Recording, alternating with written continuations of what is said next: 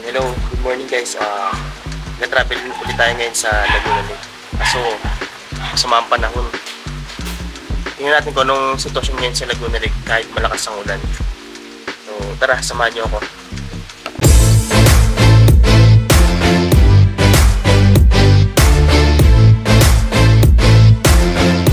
So, nandito tayo ngayon sa fishport.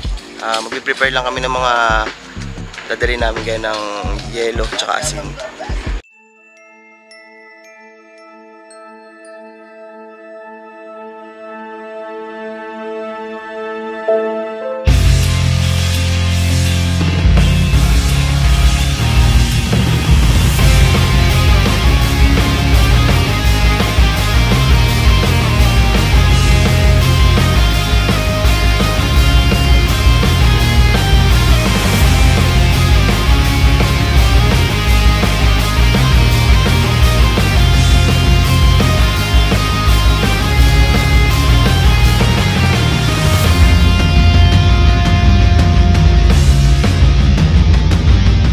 Ayan, papasok na tayo ng area.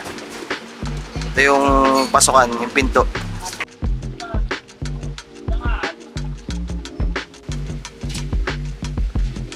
So ayan, hello guys.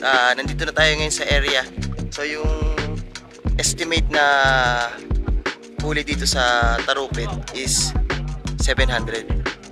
So maximum capacity lang nitong pituya is 500 to 550 banyera.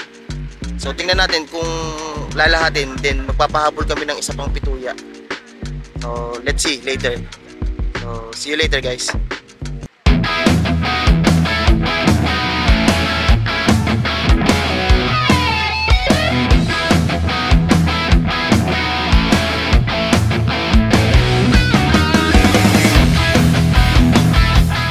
So yun, sa mga panahon yun dito sa Laguna Lake. So, pero kalmado lang naman yung tubig. Kaya nagsisimula na lumakas ang hangin, no? Dahil sa buho ko. Pero kalma pa rin ang tubig. Kapag lumakas ang alon nito, baka hindi na namin punuin tong pituya. Delikado. So, balikan ko kayo ulit mamaya. So, ayun guys. Mukhang hindi tayo makakapuno ngayon. Pero tingnan natin kung kakayanin ng 300 banyera. Tapos update ko kayo pagpabalik na kami sa fishport.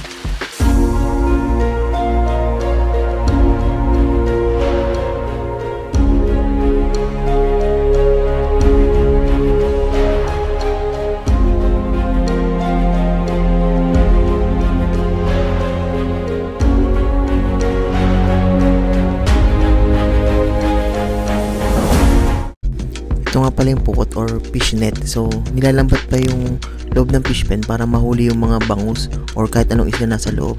So babatakin nila yan hanggang sa maipit papunta dito sa Tarupit yung mga isda.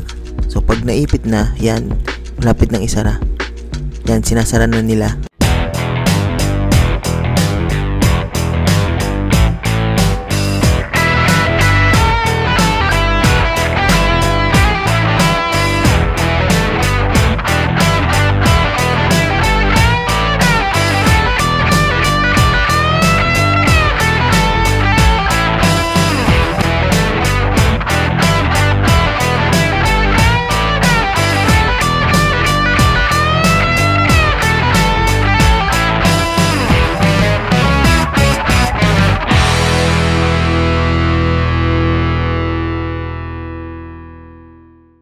So ayun, hello.